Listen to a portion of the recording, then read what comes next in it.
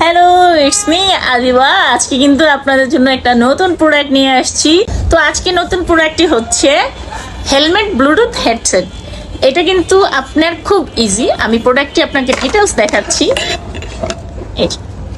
এটার বিশেষত্ব যেটা হচ্ছে সেটা হচ্ছে আপনি এটা ডাবল ফোনে কানেক্ট করতে পারবেন। যেমন আমরা সবাই একটা ফোন ইউজ করি, সাথে আমরা একটা সেকেন্ড সেট ইউজ করি।